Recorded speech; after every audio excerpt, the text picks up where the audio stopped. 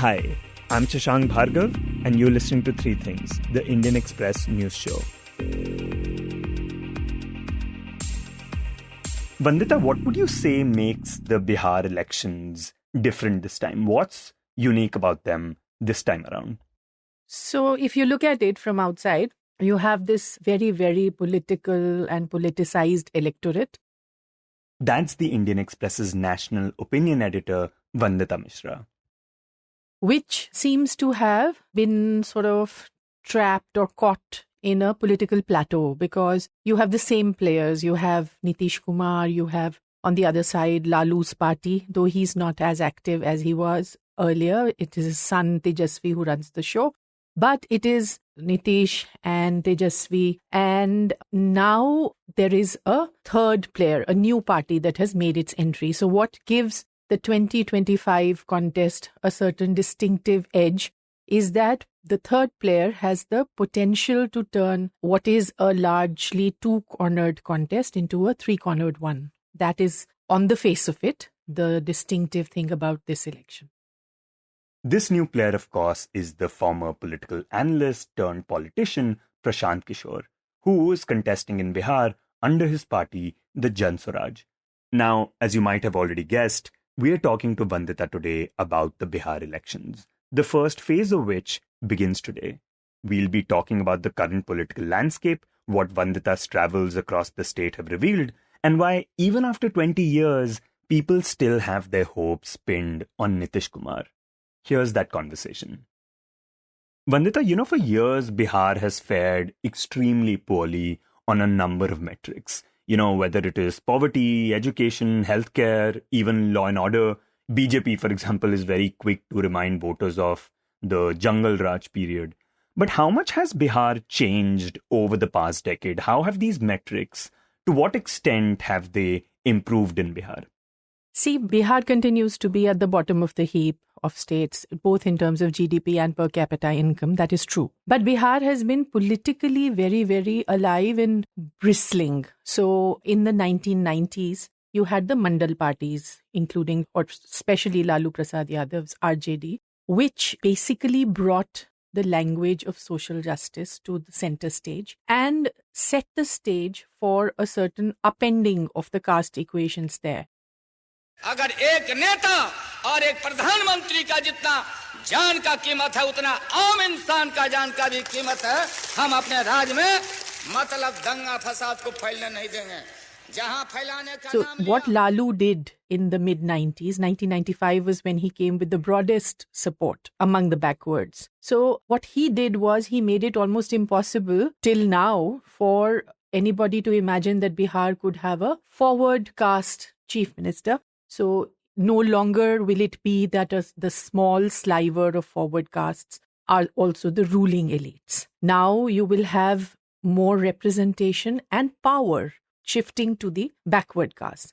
Then the next big current in Bihar was Nitish. Now Nitish was not as radical and noisy a political current and dramatic as Lalu represented. But Nitish, in a quiet way, was responsible for a huge shift. What he did was he put together and became the buffer in a coalition of extremes. जैसे ही हम लोग की सरकार आई है बिहार के विकास का काम हो रहा है अब किसी प्रकार के डर एवं भय का वातावरण नहीं है राज्य में प्रेम भाईचारा एवं शांति का माहौल है अब पहले And he opened up space for a middle ground where you could raise now questions of governance. You could raise questions of development. So the caste antagonisms took a backseat or a relative backseat and questions of governance and development came forward. Many people saw Nitish as actually undoing the social justice gains. But I think in its best version, the Nitish shift was actually marrying social justice with development. The unfortunate failure of Lalu Prasad Yadav was that even though he did what I said earlier, upturned the power equations in a very definitive, abiding way, he also showed a almost complete disregard for governance and institutions. His was a very erratic, arbitrary kind of a ruling style. And he gave short shrift to institutions. He gave, regional powerful leaders control over their own territories. Bihar was divided into territories. There was very little authority of the state left by the end of it. Right, some of the worst instances of law and order that people still talk about happened under Lalu. Yes. But with Nitish, we should not undermine the shift that he brought about and the fact that law and order till date, even I have just come back from my trip to Bihar and I heard voters, I'm not talking of, politicians saying this or bragging about it or putting it out there. It is voters who gave me stories again and again about how law and order has changed in Bihar under Nitish. So law and order is just the basic fundamental to build on for everything else. And people still acknowledge the turnaround that Nitish brought. So this was the second big shift. Now the third, what has been happening, what seems to be happening now is that there is a plateauing. There was this big Lalu change. Then there was the big Nitish shift. And then it has sort of run aground because all the low-lying fruit has been plucked. All the easy changes have been made. Now the next few difficult changes that Bihar needs to make, there doesn't seem to be an appetite in the ruling establishment, that is the Nitish government along with Modi at the center. There doesn't seem to be that appetite for the next big jump. One is urbanization. You have to have a greater attention to building urban spaces, city infrastructure. Even today, Bihar only has Patna that can call itself a city.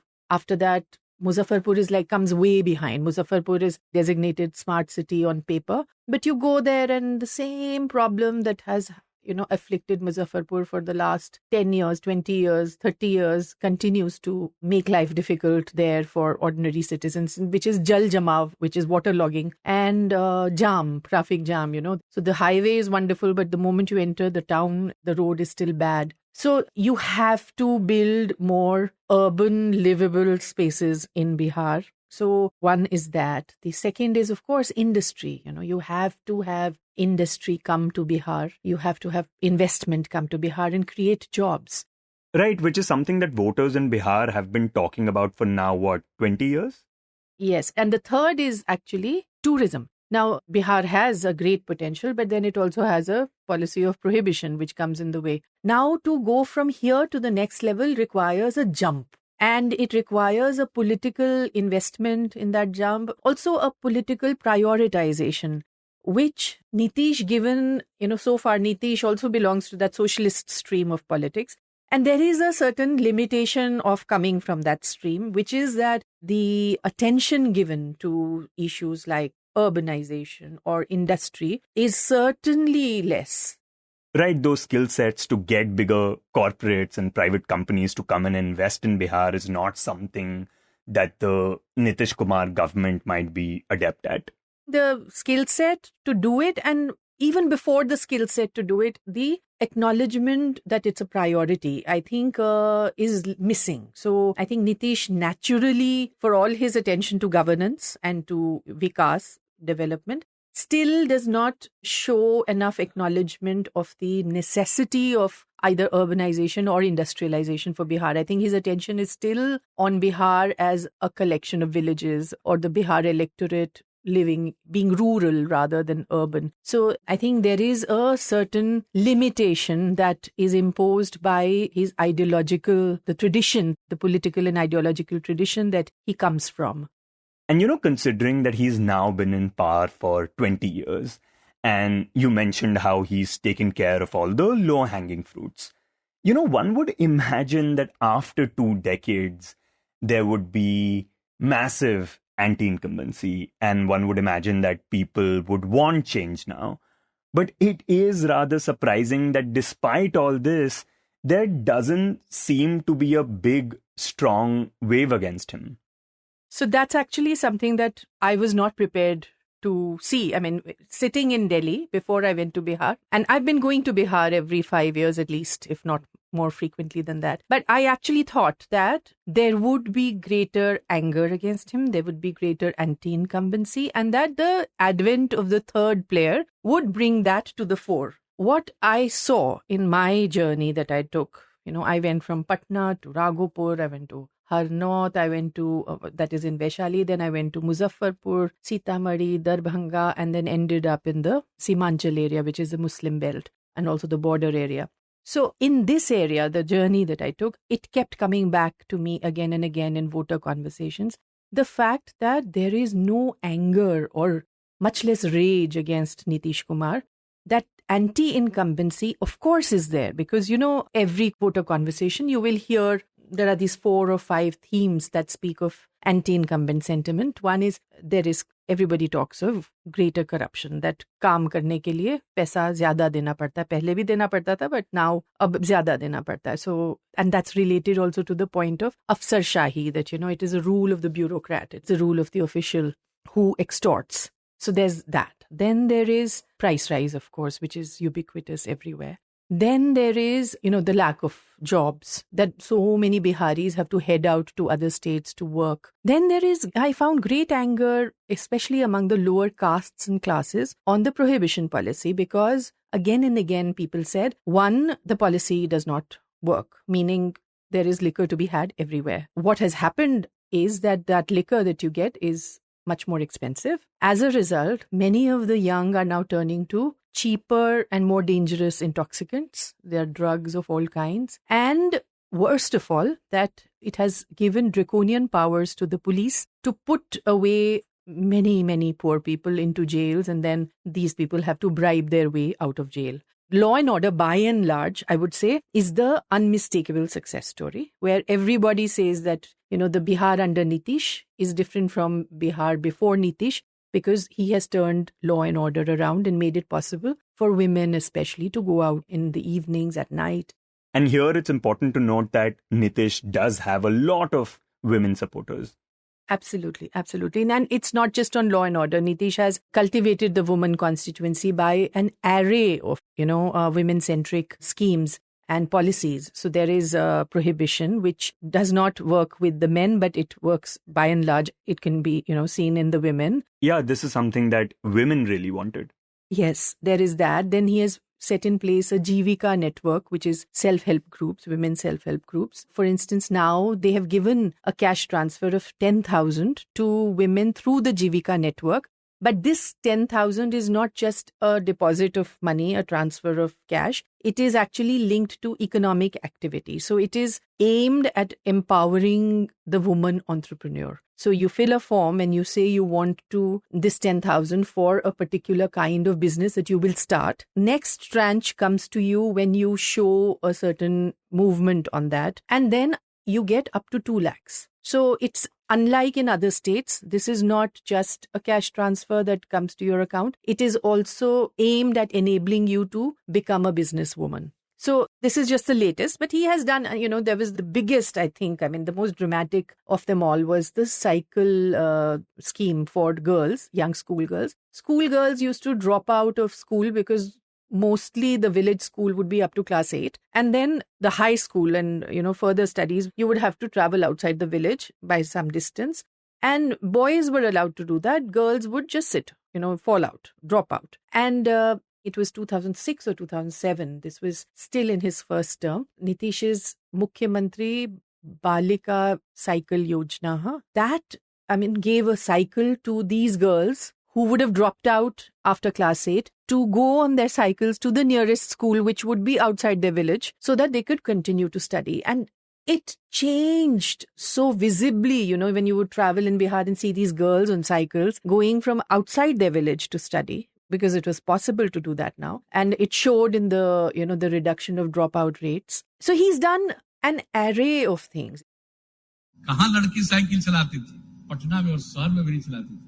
और गांव-गांव में लड़कियां जब cycle चलाकर school जाने लगी, क्या दृश्य हुआ? कितना मनोबल ऊंचा हुआ? कुछ लोग उस समय मेरी आलोचना करते थे कि अब गड़बड़ होगा. हमने कहा कुछ नहीं होगा. हर परिवार के लड़की को मिल रहा है. क्या दृश्य आया? कैसा सुंदर दृश्य आया? So he does have a really loyal constituency among the women, yeah. But as I was saying, there is anti-incumbency on several grounds like corruption and price rise and the prohibition policy.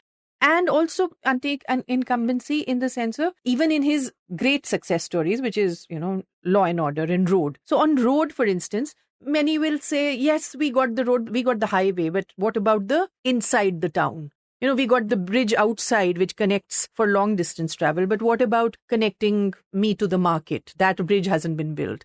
But my sense was that through it all, I think I would say two things. One is that there is no anger against Nitish. Even those who criticize him, even those who point out to these problems will begin by saying that, of course, Nitish has done a lot of work. Of course, he has done more Vikas in Bihar than anybody else. Of course, he is Vikas Purush. And then they will go on to criticizing him. And the second thing is that as a result, I also found that a lot of this change vote, the Badlao vote, that anti-incumbency vote, that I am not happy. These are the problems with 20 years of Nitish. I want jobs and I want a factory where I live. A large section of that vote is also addressing itself again to Nitish, saying that, okay, you haven't done it all these 20 years, but now when you come back, please do it. तो मतलब जिसने दिया है वो ही और देगा. हाँ. See, in that, जिसने दिया है जो ही और देगा, इसमें there are many elements to this.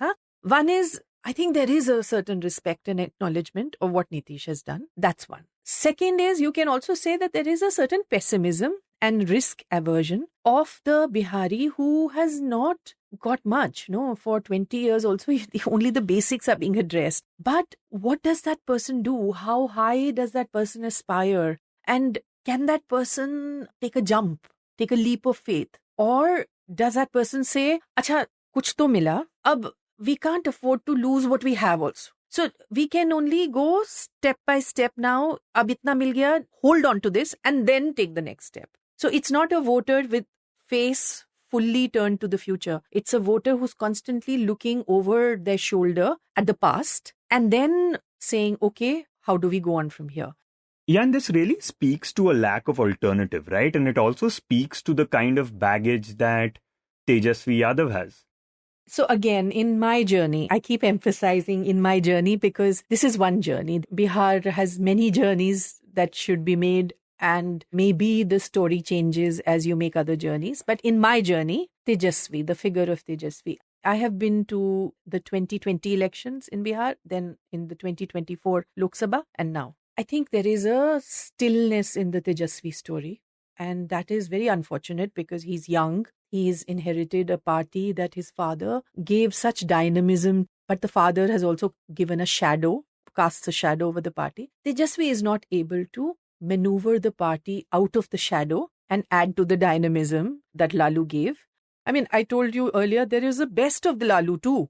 For Tejashwi, the challenge was to take the best of Lalu and to then take the party into the future because there are so many things to be done. But I think over and above everything, what he needed to do was to send out a message to the non-Yadav backward castes that I and the RJD are also seeing you and we are also listening to you and we are also giving you a leg up. तेजस्वी ने जो कहा वो किया और जो कह रहा है वो करेंगे. अरे मोदी जी फैक्ट्री लगाइएगा गुजरात में और विक्ट्री चाहिए बिहार में. Unfortunately for the RJD's prospects, Tejashwi has not been able to send out that message. They have tried to tinker with the ticket distribution list by giving, certain number of Bhumihars have been given tickets, Kushwahas have been taken. But this is too late. And certainly the forward castes are by and large committed to the BJP. But I would say that, it was Tejashwi's challenge to tap into the anti-incumbency across castes, even in the forward caste. Why not? There is no, anti-incumbency when it happens can sometimes be a tidal wave which crashes through caste lines. But he was not able to do that. But one would argue that the other disadvantage that RJD has is actually the Congress party. Because when we look at the JDU, it has allied with the BJP. They are contesting on an equal number of seats. If someone is unhappy with Nitish, they can look at the BJP, which is still immensely popular. So they can find hope there. RJD, on the other hand, has allied with the Congress. And we know that during the lead up, there was a lot of infighting between them. There has not been a cohesive message from the Mahagathbandhan. And the other thing you talked about, moving beyond your voter base, Congress has not been able to help them with that. Congress has tried, but the problem with the Congress seems to be that it doesn't have a way of taking its message to the ground. It remains, hanging somewhere at the top. Like they have a Dalit president in Bihar. That was a message that should have gone down. It hasn't. There was Rahul Gandhi did a voter Adhikar Yatra, which began in Simanchal area. And in the Muslim area of Simanchal, I could see immense respect for Rahul. There is a praise and admiration for him. But then you go out of the Muslim area and that sort of then becomes a waxing and waning thing. So Rahul's yatra, as happened with his Bharat Jodo Yatra, these yatras, they were never followed up by the local units. So you can't have just Rahul parachuting in, doing a yatra and going back. You should have had your local Congress organization following up on whatever political capital was built by the big leaders' yatra. Right. This is something that happened even after the Bharat Jodo Yatra. Yes, absolutely. So, yes, for the RJD, the Congress is not really the force multiplier that, for the JDU, Modi is. Modi is a force multiplier because, for instance, I went into this Malla Basti in Muzaffarpur, and there the people were really angry about prohibition, dunking the poor into jail, etc. And they vented and they talked about it, raged about it. And then I said, okay, then that means you're not voting for Nitish. So they said, no, we are voting for him. So I said, why? They said, because Modi ji is there. He's the guardian. Guardian is the word they use, the big boss, the big brother. And under him. So that, balancing out that and stepping in to help the other where the other fails, that this combination of Nitish and Modi has that. I did not see that with Tejashwi and Rahul. Apart from the basic fact, I think what afflicts both Tejashwi and Rahul is that there is a lack of follow-up and a lack of also basic political messaging in the case of Tejashwi, which has not been done. Rahul is still, they don't have the kind of stakes in Bihar as Tejashwi does. Actually, I'm surprised by why the RJD under Tejashwi has not done more to allay the wariness and suspicions of the non-Yadav backward castes towards the RJD. And Vandita, now let's talk about the new player, Prashant Kishor. Now, he's actually talking about many of the things that voters in Bihar want. He's been talking about things beyond just the basics. Like one of the things that he has really focused on is migration. The fact that people of Bihar have to leave the state to find good jobs. How much of that messaging do we see resonating with people?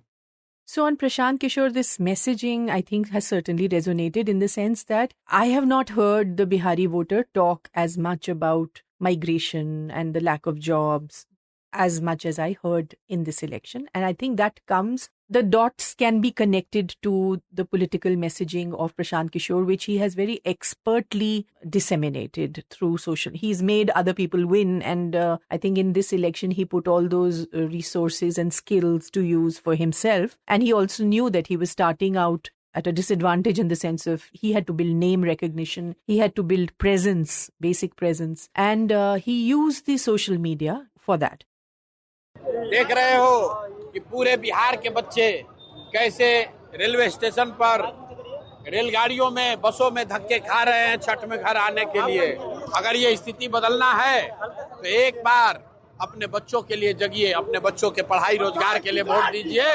संकल्प लीजिए कि इस बार vote जाति के लिए नहीं, धर्म के लिए नहीं, नेता के लिए नहीं, अपने बच्चों के लिए देंगे, इसलिए देंगे। So the result is that it echoes his messages, his themes seem to have opened up the political conversation of voters.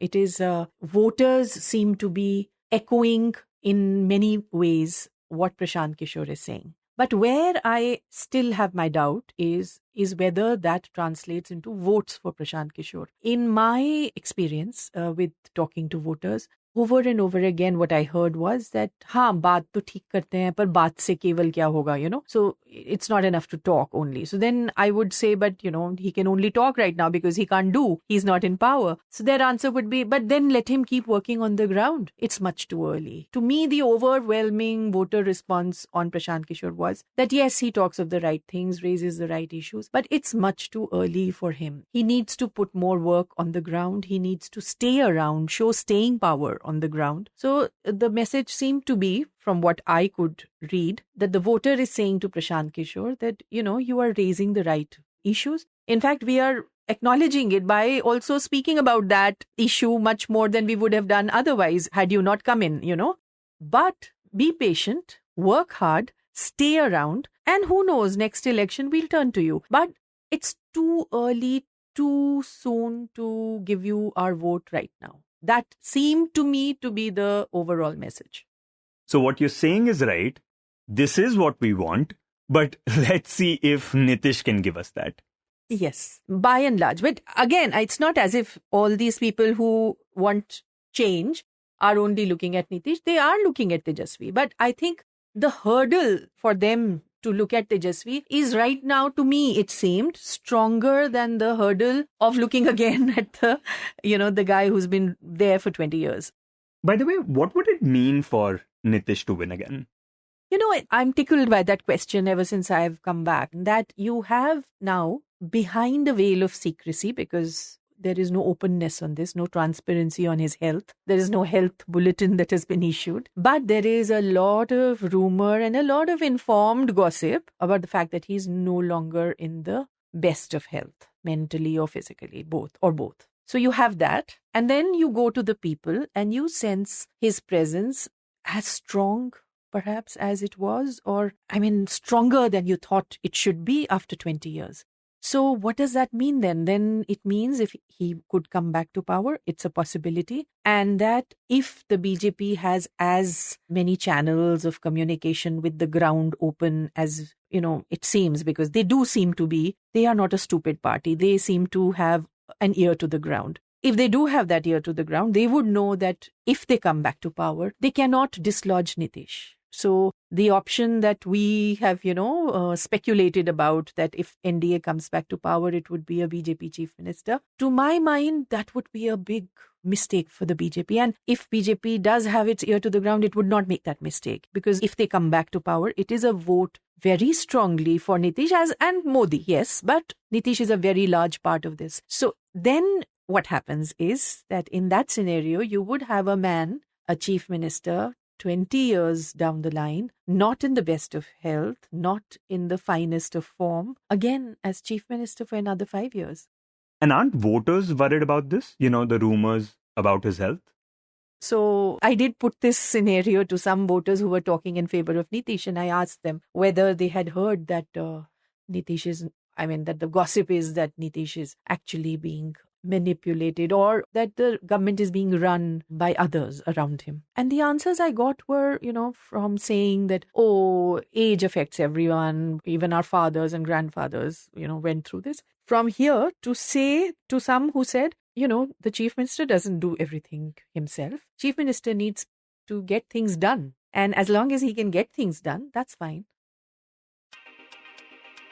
You were listening to 3 Things by The Indian Express. Today's show was written and produced by me, Shashank Bhargava, and was edited and mixed by Suresh Pawar. If you like the show, then do subscribe to us wherever you get your podcasts. You can also recommend the show to someone you think will like it, share it with a friend or someone in your family. It's the best way for people to get to know about us. You can tweet us at Express Podcasts and write to us at podcasts@indianexpress.com.